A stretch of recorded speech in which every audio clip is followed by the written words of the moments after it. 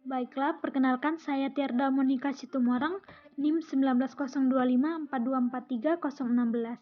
Saya dari jurusan Budidaya Perairan. Berikut ini adalah video laporan praktikum Fisiologi Hewan Air dengan dosen pengampu, Ibu Rika Wulandari, SPI MSI. Nah, di dalam video ini saya akan menjelaskan proses osmoregulasi pada ikan air tawar dan ikan air payau. Nah, sebelumnya apa sih itu osmoregulasi? Osmoregulasi adalah proses mengatur konsentrasi cairan dan menyeimbangkan pemasukan serta pengeluaran cairan tubuh oleh sel atau organisme hidup. Selanjutnya, proses osmoregulasi sendiri diperlukan karena adanya perbedaan konsentrasi cairan tubuh dengan lingkungan sekitarnya. Tujuan praktikum ini adalah untuk mengetahui pola osmoregulasi dan memahami cara ikan beradaptasi terhadap perubahan salinitas lingkungannya.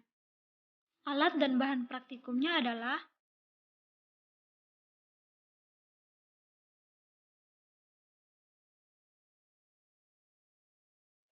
selanjutnya yaitu metode kerja pada praktikum ini.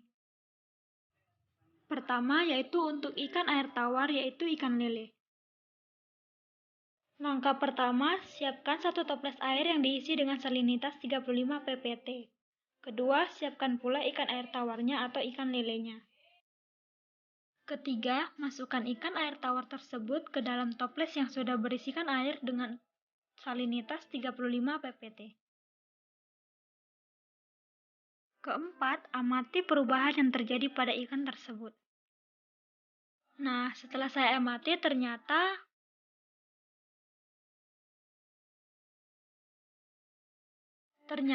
ikan tersebut pun mulai memasuki gejala stres. Gejala stres yang pertama yaitu swirling atau berputar-putar terjadi pada menit ke-4 lewat 27 detik.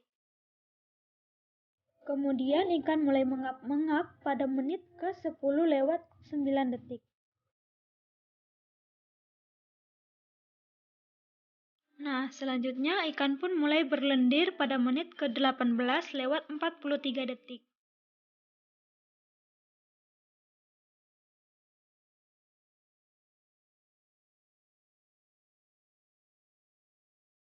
Kemudian ikan lele pun mulai bergerak pasif pada menit ke-25 lewat 13 detik.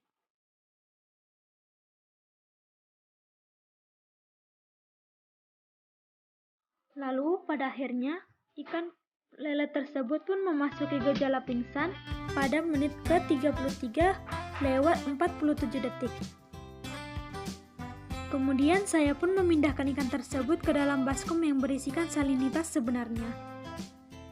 Dan ternyata dihitung dari waktu ikan pingsan pada menit ke-16 ikan pun mulai pulih kembali.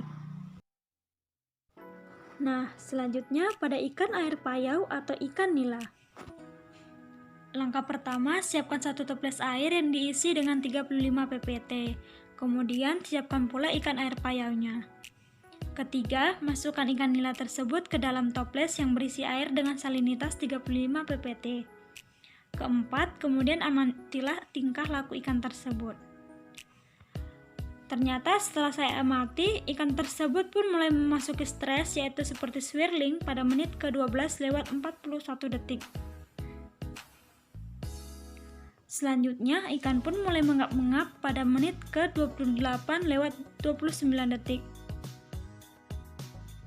Nah, setelah itu pada akhirnya ikan pun pingsan pada menit ke-42 lewat 59 detik.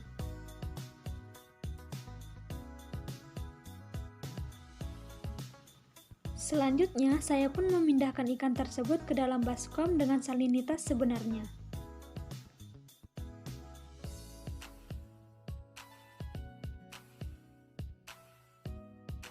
Dan ternyata setelah saya pindahkan pada menit ke-14 lewat 27 detik dihitung dari ikan pingsan, ikan pun mulai pulih kembali.